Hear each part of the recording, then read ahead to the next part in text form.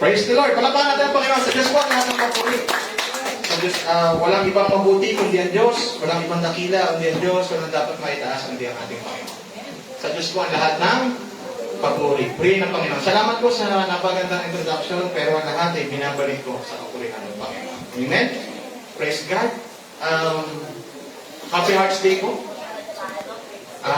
Hindi ko po binabati ang bawat isa ng Valentine's because the Valentine's, yung word Valentino is a belief of is a belief na kung saan there's an angel called Valentine and nakasanayan. Pero dahil pinagdiriwang natin ang pag-ibig, Christian called it Happy Hearts Day. Kasi naman, dapat din naman talaga paalagaan natin ang pag-ibig. Pero ang tanong, kanino ba talaga naggagaling ang pag-ibig? At ang pag-ibig ay sino ba talaga ang may author of love? Ito pa yung pag-uusapan natin ngayon. Bakit naging totoo ang pag-ibig ng isang taong Kristiyano? Bakit nakapamumuhay tayo ng may tunay na pag-ibig? Bakit ang pag-ibig na ating ipinakikita ay hindi lang pakitang panlabas, kundi natutunan natin mula sa ating Panginoon? Amen po ba? Kaya napakalaga po na sa araw po na ito, pag-usapan pa natin yung pag-ibig. Alam ko po, bawat isa sa inyo ay punong-puno ng pag-ibig. Amen po ba? At paano po ba ipakikita yung pag-ibig na ito sa maraming paraan? At paano ito napatutunayan sa maraming bagay? Marami po tayong matututunan sa araw na ito mula sa ating Panginoon. Sapagkat napakahalaga na matutunan po natin sa ating buhay yung kahalagahan ng pag-ibig. Because I believe the greatest commandment of God is love. Because love summarizes all. Amen po ba? Kapag may pag-ibig, nakakasunod.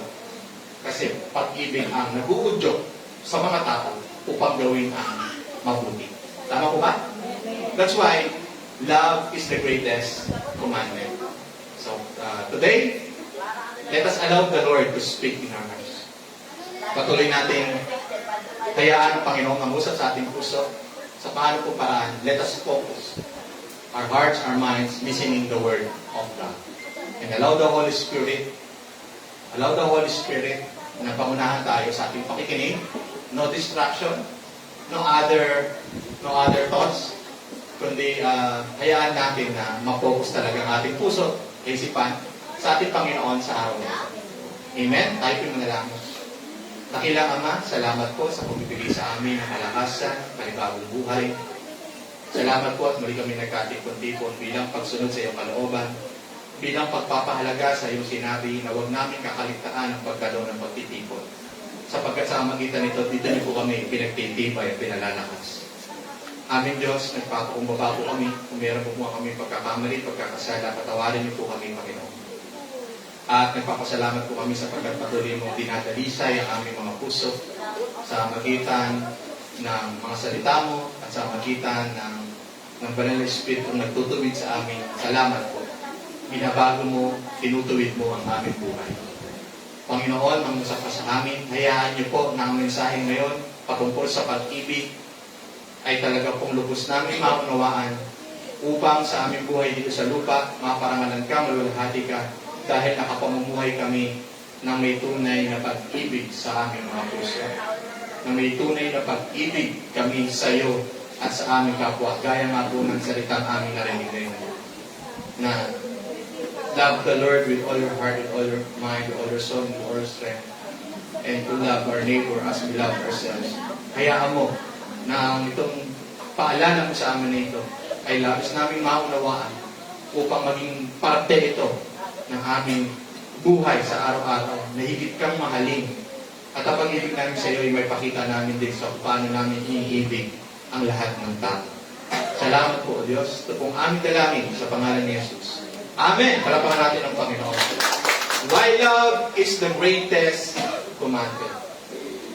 In Matthew chapter 22, verse 36 to 40, asaya po doon, Teacher, which is the greatest commandment in the law?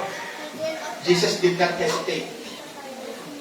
Love, he said, love the Lord your God with all your heart, with all your soul, and with all your mind, and with all your strength.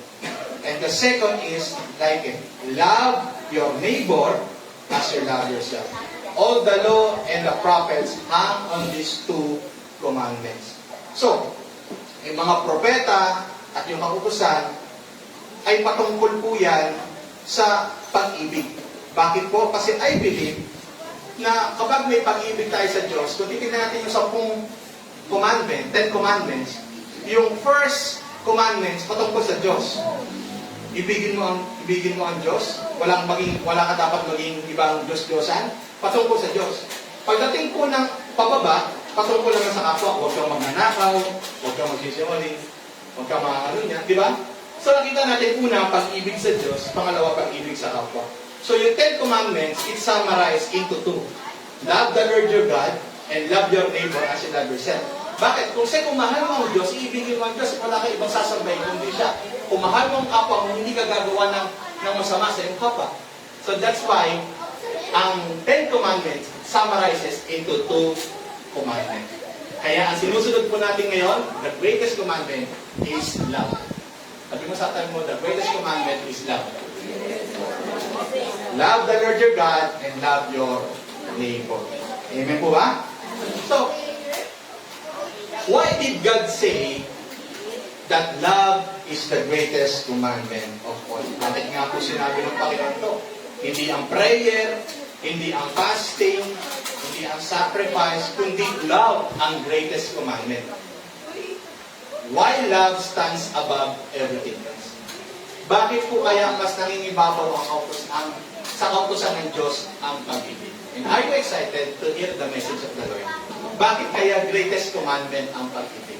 Lalo ngayon, sa araw ng Pebrero, talaga po mas na-express natin, nakasanayan this February, to express our love to our loved ones, especially to our partners. Pero mas palalagigin natin yung pag-ibig.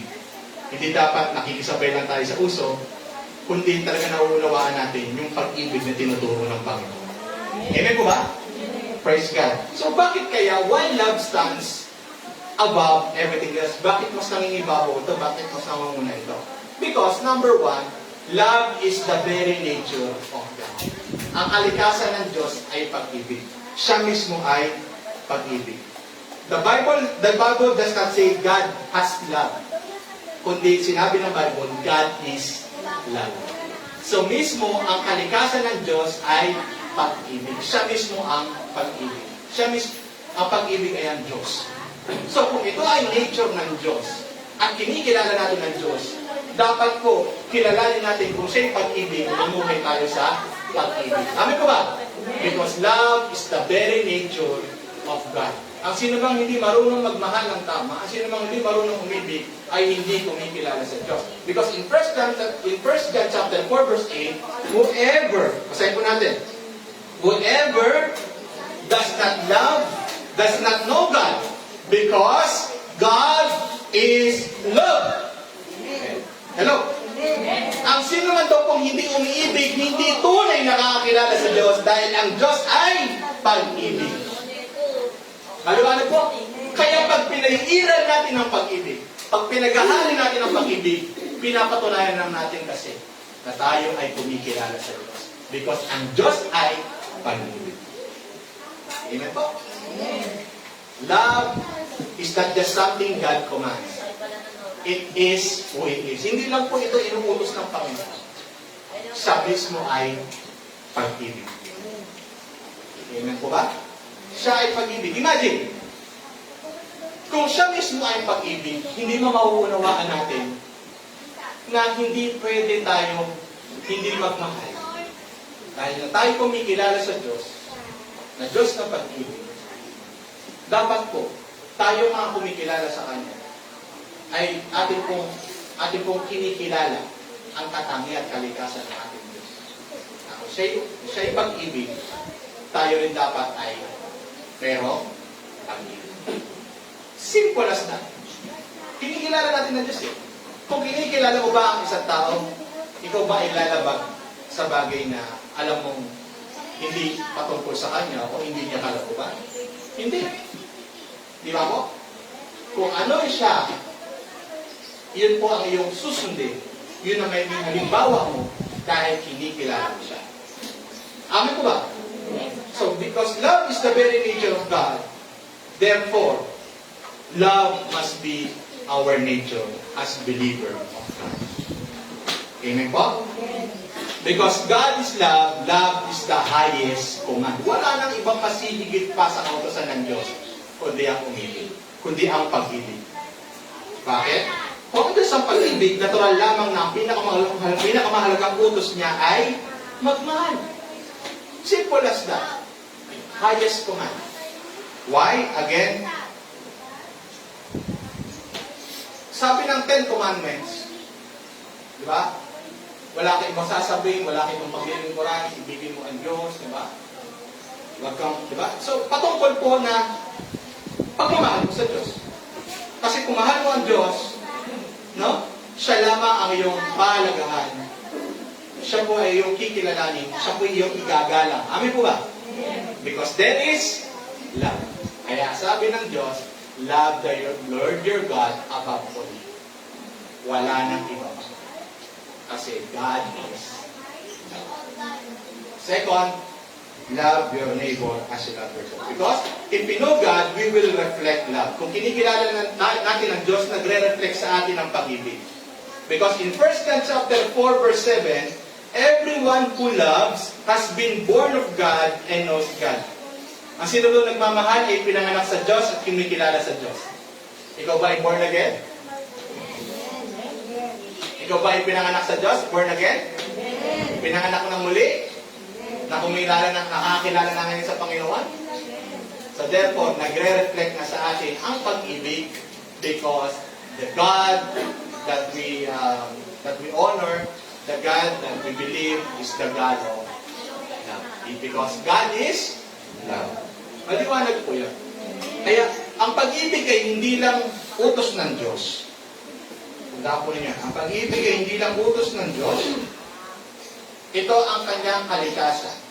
Kung tayo ay tunay na kanya, ang pag-ibig din ang dapat maging kalikasan. Kaya, sana po, mga kapatid sa Panginoon, pag-iralin natin, pag-ibabawin natin ang pag-ibig, sapagkat habang patuloy natin pinaiiral, pinangingibabaw ang pag-ibig, pinakikita natin na kinikilala natin ang ating Diyos. Ang Diyos ay pag-ibig. Palapakan natin ang Panginoon. At hindi lang po siya nature ng God, kundi love fulfills all the commandments. Naniniwala ka ba, kapag may pag-ibig ka, hindi ka nakakalabag sa kautosan ng Diyos? Kapag may pag-ibig ka, nakakasunod ka sa kalooban ng Diyos. In Romans chapter 13, verse 9 to 10, masabi po doon, whatever other command there may be are summed up in this one command. Love your neighbor as yourself. Love does no harm to a neighbor, therefore love is the fulfillment of the law. So, ibig sabihin ng Roma, ikaw po ay nakasusunod sa kautosan ng Diyos kung may pag-ibig ka. Sapagkat sino ba ang lalabag sino ba ang gagawa ng masama sa tao o sa kanyang kapwa kung siya may pag-ibig? Meron ba o wala? Si politiko. Sino ba ang gagawa ng masama sa kanyang kapwa kung siya ay may pag-ibig? Meron o wala? Wala. So therefore, love fulfills the commandments. Nakasusunod ka sa Diyos kasi may pag-ibig ka sa Diyos, may pag-ibig ka sa kapwa, so wala kang nilalabag na kautusan ng Diyos. Di ba? Mahalin mo lang ang Diyos, mahalin mo ang kapwa mo, wala kang nilalabag. Because ang pag-ibig na ito ang umuudyok sa atin na gawin ang tama sa Diyos at gawin ang tama sa ating kapwa. Because merong umiiral na pag-ibig. At tandaan po ninyo, ang pag-ibig na ito ay hindi natin sariling pag-ibig. Ang pag-ibig din na meron tayo ay ang pag-ibig na ang Diyos po ang nagturo sa atin. At ang pag-ibig na meron tayo, ang pag-ibig po ng Diyos. Kasi kung sariling pag-ibig lamang, tandaan po natin, ang tao, iniibig lang, ang gusto niyang ibigin dahil kung hindi siya nakikinabang, pangalawa ay nagkakaroon siya ng, meron siyang natatanggap sa isang tao. Regardless kung material man o emotional support or whatever. Amen? sarili mong pag-ibig yan. Pero ang pag-ibig na meron tayo, kaya sinabing God fulfills all the commandments. Kasi ang love na meron tayo, yung love na tinuro ng Panginoon. Hello? Yung love na naranasan natin sa Panginoon. Yung unconditional love. Kaya kung may unconditional love tayo naranasan natin sa Panginoon, yun yung nagturo sa atin. Upang tayo din ay mamuhay to love unconditionally. Amen? It is not, sabi po ng Bible, not that we love God, but God first loved us. Sino unang umibig sa atin? Sino unang umibig sa atin? So kung ang Diyos ang unang umibig sa atin, ang pag-ibig rin na meron tayo sa Diyos, at ang pag-ibig rin na meron tayo sa kapwa, ang Diyos din po ang nagturo sa atin. At ang pag-ibig na meron tayo ay hindi natin sariling pag-ibig na merong limitasyon. Kundi ang pag-ibig na meron tayo ay pag-ibig ng Diyos na pumupuno sa ating puso upang maibahagi din natin ang pag-ibig ng Diyos sa iba. Na mahalin natin ang tama ang ating kapwa. Alam mo, honestly, hindi ko po kayang mahalin ang aking kapwa. People is very judgmental today. Tama po ba? Ang tao, may marinig ka lang sa tao na hindi maganda, hindi na mawawala sa isipan mo yan. Personalan na yan. May lamat na yan. Hello? May magawa lang yan na isang bagay, sira na tiwala niyan, ang hirap ng ibalik niyan. Amen? But kung pag-ibig na nanggagaling sa Diyos, natututo ka to love unconditionally. How many times does my wife forgive? Pakadaming pagkakataon na pinatawad ako ng aming asawa because of my sin. I know na hindi niya pagmamahal lang ito, kundi pagmamahal ng Diyos sa puso niya. That's why patuloy na yung stronger ang aming marriage. It's because of the love of God. I believe kung wala yung pag-ibig ng Diyos na ito, hindi natin kayang mahalin unconditionally ang bawat isa. Pero dahil ang pag-ibig na umiiral sa iyo, pag-ibig ng Diyos, natutunan natin mahalin ang bawat isa unconditionally. Kaya sabihin mo sa tayo mo, kapatid, mahal kita. Kahit sino ka man. I have no choice. Sorry po. I have no choice but to love you. Hindi po choice. Because we have love of God. Amen? Palapahan natin ang pokit. Kaya nakasusunod tayo kapag may pag-ibig sa Diyos Pag mayroon tayong pag-ibig natin na mula sa ating Panginoon, for our neighbor, or sa ating kapwa, nakasusunod tayo sa kautusan ng Diyos. Amen po? Love naturally produces righteous living. Kapag may pag-ibig ka, if you truly love, you will not steal. Tama ka nanakaw because you care about others. Tama ba? If you truly love, you will not lie because you value truth and trust. Amen po ba? If you truly love, you will not kill because you honor life. If you truly love, you will not commit adultery because you protect covenant and commitment. Amen po ba? Kasi may pag-ibig. At ang pag-ibig nito ang nagpapatibay ang Diyos. Kaya nga mas lalo tayong nagbibigay panahon, nagpapalago sa Panginoon, mas lalong yung pag-ibig na ito ng gagamit sa Diyos ay tumitibay sa ating puso. Para sa Kanya at para sa ating kapwa. Amen? Praise God. Love God, love people, you won't break the law. Huwag mo nang isa-isahin ng Bible. Ano ba kautusan ng Diyos? Merong 70 commandments of God. At napakahaba. Simple lang, isama mo na lang. Mahalin ko ang Diyos. Hindi, mapipigilan ang isip kong gumawa ng mali sa Diyos. Kasi, mahal ko ang Diyos. Tama po ba? There are 70 commandments of God. Napakadami, isa-isahin mo ba yun? Simple lang. Mahalin mo ang kapwa mo, hindi ka gagawa ng masama. So, it summarizes all. So, therefore, you won't break the law. Because you love God and you love your neighbor. Amen po ba? Amen. Praise God. Maliwanag po. Third, love is the true measure of spirituality. Sabi po ng 1 Corinthians chapter 13, verse 1 to 3, if I speak in the tongues of men or of angels, but do not have love, I am only a resounding gong.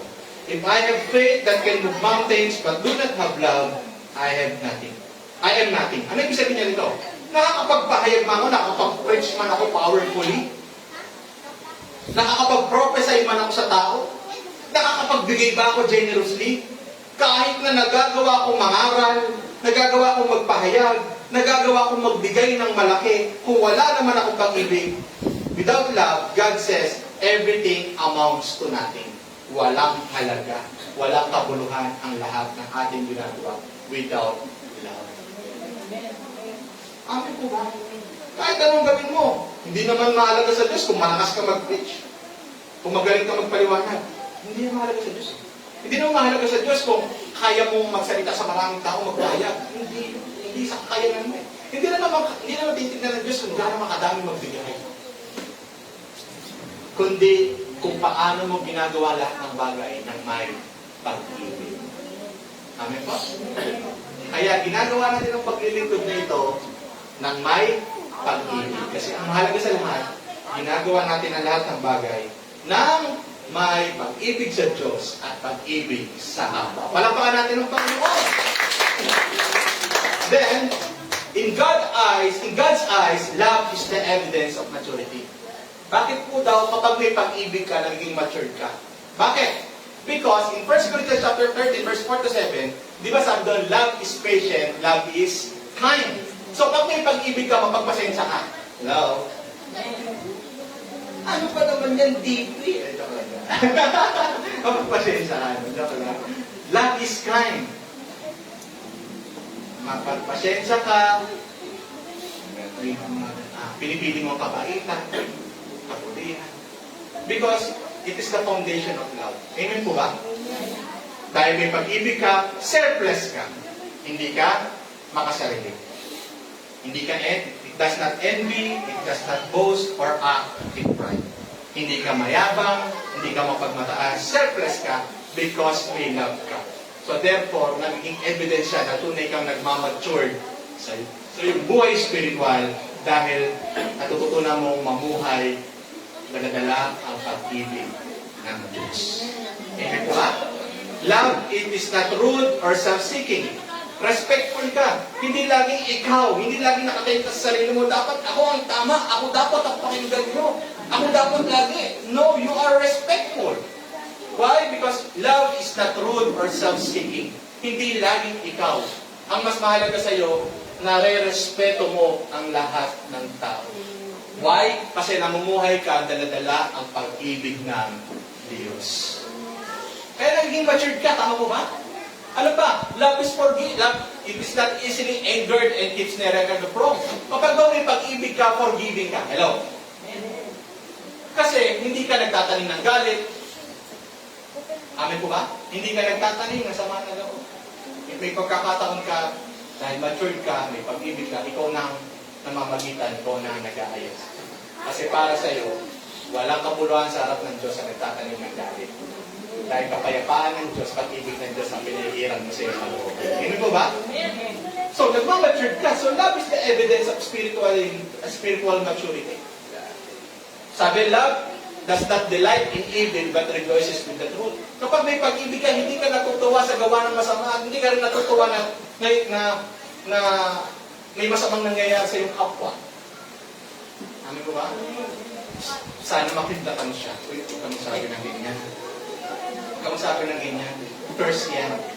Bilang Kristiyano, hindi tayo nagsasalita ng curse kahit galit tayo. Hindi tayo nag-prepare sa kapwa natin. Speak blessing. Lord, nakasakit man sa akin, pero I pray, hipuin niyo po siya. Touch her heart, Lord. Touch his heart, Lord. Bless her life, na maunawaan niya, Lord, na hindi maganda po ito nagawa niya. Lord, I speak blessing pa rin sa kanya kahit nasaktan ako.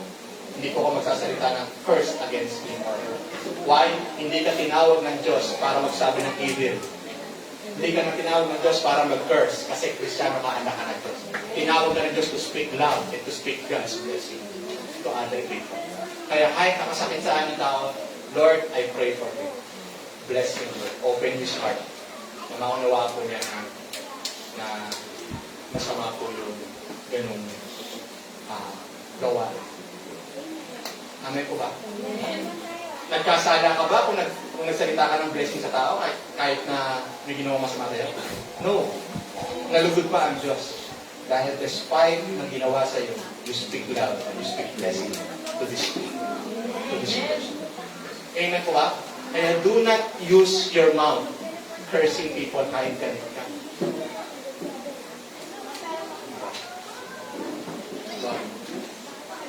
Lord, hindi ko gusto kung nararamdaman ko sa taong ito, nasaktan ako. But, Lord, I speak peace in my heart. I speak peace din po sa tao. Jesus. Nalugod ba ang Diyos? Bakit? Nagsalita ka pa rin ng kindness. Nagsalita ka pa rin ng words that can glorify the Lord. Amen po ba? So, nagmamature ka talaga pag may pag-ibig. Tama po ako? And sabi, love always protect, trust, hopes, and persevere. Pag may pag-ibig ka, iniingatan mo ang isang tao sa iyong pananalita. Pag may pag-ibig ka, mapagtiwala. Pag may pag-ibig ka, ano man ang kalagayan ng iyong partner, paruwi ka pa rin umaasa na mabuti ang Diyos, na kaya siyang magluhin, kaya siyang tulungan ng Diyos. Nandun yung iyong pagtsatsaga sa Kanya kasi mahalan siya. Hindi po ba? Nagmamature ka. Alam niyo po, meron ako tinuro sa isang marriage counseling. Sabi ko, pag galit ka sa asawa mo, huwag mo ikwento sa iba. Bakit? Kapag nagkaayos kayo, doon sa kinwentuhan mo, iba natin niya sa asawa mo, hindi mo na may babalik. Kaya kahit anong away ninyo mag-asawa, you have to protect each other. Amen? Kung meron ka kayong galit, doon sa taong papayuhan ka spiritually, papayuhan ka na, alam mo, no judgment because tutulungan kayo mag-ayos ng inyong relationship. Hindi sa tao na, ay, oo nga. Ganyan talaga yung mga babae. Hayaan mo asawa mo. Mag-enjoy tayo ngayon. Tolerate pa, di ba? But if you have people, for example, your pastor, your atinel, or someone na alam mo, kapatid mo sa Panginoon, na hindi ka tolerate, kundi tutulungan ka pang ayusin ng marriage mo, mas maganda yun. Why? Kasi pinoproteksyonan niyo ang bawat isa. Alam mo yung asawa ko, ginto yan. Ay talaga, ganun para si sister yan. Ayos na kayo sa kanila. Ay, asawa mo kasi ganyan eh. Ayos na kayo sa kanila, hindi pa ayos ang isip niya kasi nasabi mo yung kahinaan ng iyong asawa. Iningatan mo ba siya? No! Sample lang yan sa marriage counseling na biyaya ng Panginoon ay aking i-share sa Diyos ang papuri. Yung kapagtiwala, ang tao nagkakamali. We're not perfect. Pero mas pinipili natin magtiwala kasi alam natin, nothing is impossible. Kung ang tao man ay hindi pinahalagaan yung pagtitiwala na yun, nagtitiwala pa rin tayo sa Diyos. Amen? At puno tayo ng pag-asa. Anumang kalooban ng Diyos, pinagkakatiwala natin sa Panginoon ang mahalaga, naging tama ang ating puso sa anumang sitwasyon. Panapakan natin ang Panginoon. Amen? Praise God. So love is the evidence of spiritual maturity. Without love, God says everything amounts to nothing. Walang kabuluhan ang lahat ng ating ginagawa kung di natin ito ginagawa ng may pag-ibig sa Diyos at sa kapwa. Amen? Sabi po ng 1 Corinthians chapter 16 verse 14, let all that you do be done in love. Lahat daw ng ginagawa mo, gawin mo ng may pag-ibig. Amen? Amen. Praise the Lord. Then, apat, love is how the world will know Christ. Naniniwala po ba kayo na mas makikilala ng tao ang Panginoon sa Kristo sa magitan ng ating church, sa magitan ng bawat isa, dahil nagmamahalan tayo? Hello? Ulitin ng tanong. Naniniwala mo ba kayo na mas makikilala ng iba ang Panginoon sa Kristo dahil nagmamahalan tayo? At nagmamahal tayo. In John chapter 13, verse 34 to 35, ano pong sabi doon? A new command I give you, love one another as I have loved you. By this everyone will know that you are my disciples if you love one another. Disciple ka ba ni Jesus?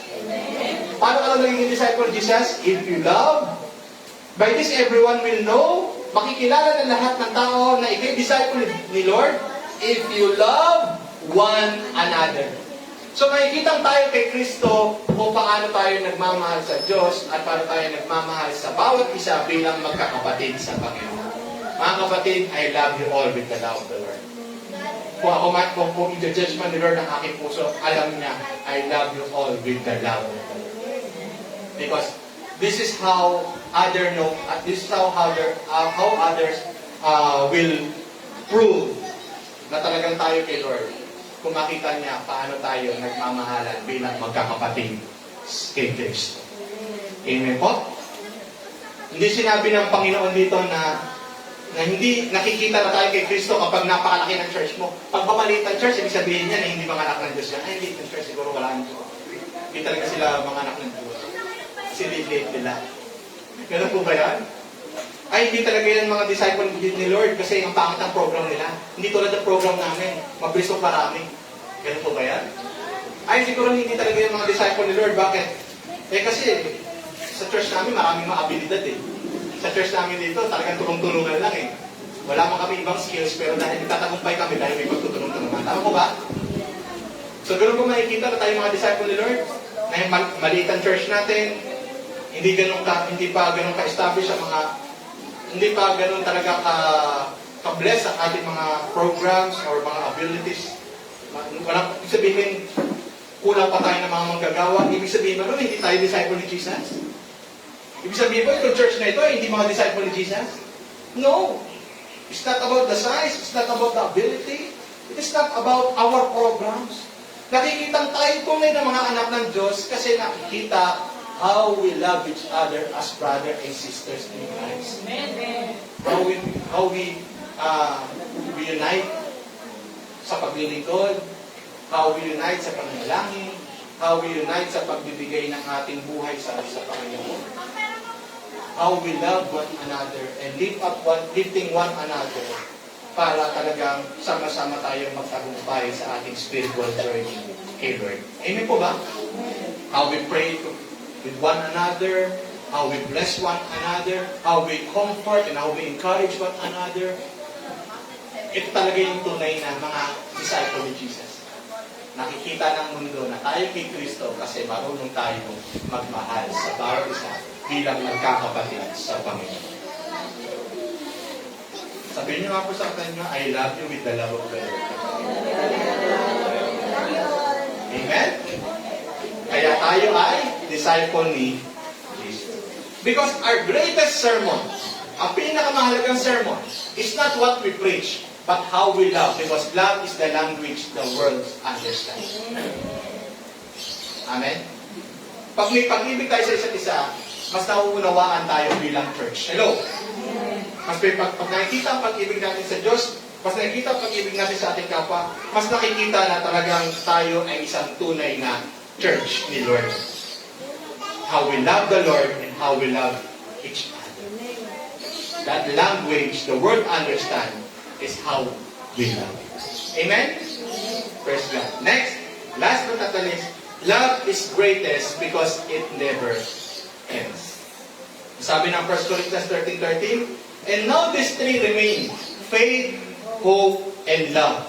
But the greatest of these is love. Bakit? Hindi ba mahalaga ang pananampalataya? Mahalaga yan. Hindi ba mahalaga ang hope? Mahalaga yan. Pero bakit love ang pinaka-greatest? Why? Because yung ating pong pananampalataya kay Kristo at pananampalataya sa kanyang pangako, darating ang panahon, makikita na natin. Hindi na lahat fake, kundi lahat, lahat may isa sa katuparan. Amin po ba? Ngayon, nananalig tayo na mangyayari to, kahit di pa natin nakikita kasi hindi pa natin alam ang nangyayari. Meron lang tayong pananampalataya. Tapos, naiintindihan niyo ko? Ngayon, bakit natin ito ginagawa kahit di pa natin nakikita ang pangako ng Diyos? Kasi, nananampalataya tayo.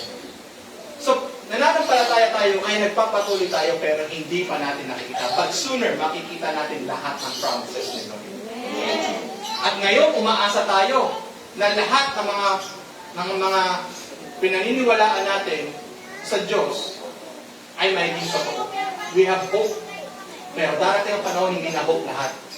Hope will turn or become into reality. Amin po ba? Pero ba't sinabing love will remain forever? Kasi doon sa langit, hindi ka na magtitiwala lang, hindi ka na mananampalataya lang kasi nakikita mo na. Amen? Lahat ng pinaniwala mo na hindi pa nakikita mo na, realidad na lahat. Pero doon sa langit, fellowship na lang ang iiran. Ano yung fellowship? Fellowship with God and fellowship with the believers of God. Pagdating sa langit. Wala tayong ibang gagawin doon to have fellowship in the presence of God and fellowship with all the saved people. Amen po ba? So, doon sa langit, pag-ibig na lang doon ang iiral. Kasi doon, nakita mo na kung ano yung pinaniwalaan mo, lahat ng inaasahan mo, reality na lahat.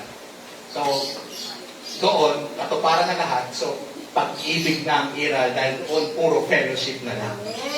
In the presence of God and in the presence of one another, na naligtas dahil sa kanilang pananampalataya kay Kristo. Nakuha natin ang Panginoon mo. Kaya, yung faith, makikita mo yung faith mo dating ang araw, mangyayari yan, pinaniniwala ko. Yung inaasahan mo, may realidad ko. Pero ang pag-ibig, doon, mai-enjoy natin. Hindi lang na pag-ibig na lang sa isa't isa, kundi pag-ibig na rin kasi kasama na natin doon ang Diyos. Fellowship with Him na mismo mukhaan, nakikita natin ang glory ng Panginoon. Nasama-sama tayo mga naligtas dahil sa pananampalataya. Kaya ang mananatili ay ang pag-ibig. Naunawaan po ninyo ang message for today.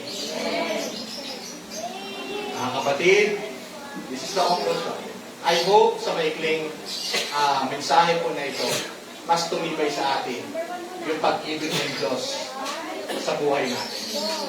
At yung pag-ibig na ito yung pag-ibig na nagtuturo sa ating magmahal. Itong pag-ibig na ito, pag-ibig ng Diyos para lumakas tayo may pag-ibig.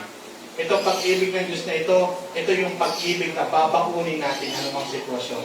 Kasi hindi ito sarili lang nating pag-ibig. Ito yung pag-ibig na nanggaling sa Diyos na nagturo sa ating magmahal. Ang Diyos na naglagay ng pag-ibig sa ating mga puso. Amen po ba? That's why Jesus showed us the greatest love on the cross. Nakita natin example ni Jesus. Si Jesus, He loved God completely. Sinunod niya ang kalooban ng Diyos. He loved people sacrificially. Handa siya magsakripisyo because of His love for us. And He calls us to do the same. So, the question is, do we love God with all our hearts? Sabihin mo nga sa sarili mo, do I love God with all my heart? Mahal ko ba ang Diyos mo ang puso? Do I love people the way Christ loves me? Mahal ko ba ang aking kapagaya ng pag-ibig sa akin ni Kristo? Because when love is right, everything else follows. Walang lumalabag sa batas kapag ang isang tao ay may pag-ibig. Ay, kung may pag-ibig na gagawa niya para sa Diyos, kung may pag-ibig na gagawa niya ang mabuti sa kanyang kapwa. Kaya walang nakalalabag sa batas o kautusan ng Diyos kung ikaw ay namumuhay na puno ng pag-ibig. Amen? That's why, love God above everything else. Sabihin nga po natin, sabay-sabay, love God everything above else and love your neighbor as yourself. Ito po yung greatest commandment na lakaran natin sa araw-araw ng ating buhay. Wala nang ibang dakilang utos kundi ang mga bagay na ito. Amen? Purihin ng Panginoon. Tayo po ito ngayon. Hallelujah. Palapakan natin ang Panginoon. Let us all pray. Lord, we thank you for loving us unconditionally. Sa pag-ibig mo ito, Lord, teaching us kung paano dapat magmahal ng tama.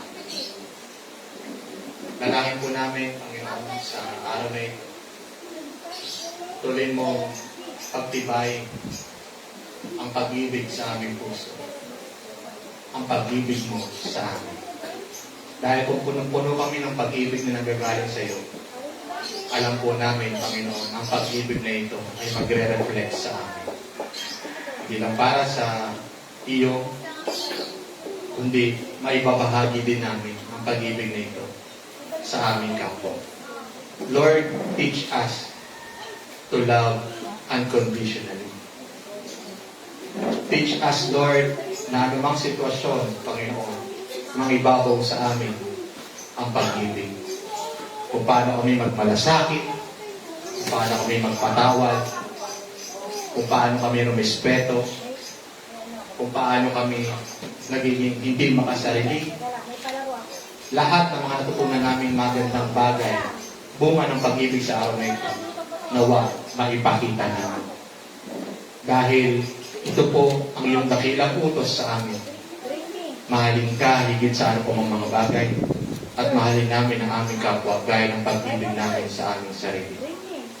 Panginoon, hayaan niyo po na walang ibang maging priority, walang ibang masigit naming pahalagahan, igalang sa buhay na ito, kundi ikaw, tanda ng pag-ibig namin sa iyo. At hayaan niyo din po, Panginoon, dahil mahal ka namin, maging totoo ang pag-ibig na ito kung paano po din namin minamahal ang aming kapwa. At dito mapapatunayan na kami tunay ninyong mga alagad. Kaya Lord, nais po namin sa araw na ito, punuin niyo kami, puspusin niyo kami ng pag-ibig na nanggagaling sa iyo. At lalabas kami ng templong ito na punong-puno ng iyong pag-ibig. Sa araw po ng mga puso na aming pong inaalala sa buwan na ito, dalangin namin, mas maibahagi namin ang pag-ibig mo. Mas magkaroon kami, Panginoon, ng higit pang pagkabukas, pagkaunawa kung gaano kami minamahal. At mas maging bukas din kami na maibahagi ang pag-ibig na ito sa lahat ng tao upang sila'y madala sa pananampalataya sa iyo, Panginoon. Salamat po, Diyos, sa pag-ibig namin sa bawat isa bilang magkakapatid. Dalangin namin manatili ang pag-ibig nito hanggang sa kami po, Panginoon, ay magtagumpay sa plano niyo po sa buhay natin. Ito po ang aming dalangin sa pangalan ni Jesus. Amen. Amen. God bless you po. Bigyan sa bawat isa once again, kapatid, mahal kita. Habang buhay kita mamahalin. Habang buhay kita mamahalin dahil tayo ay kay Kristo. Amen. Praise the Lord.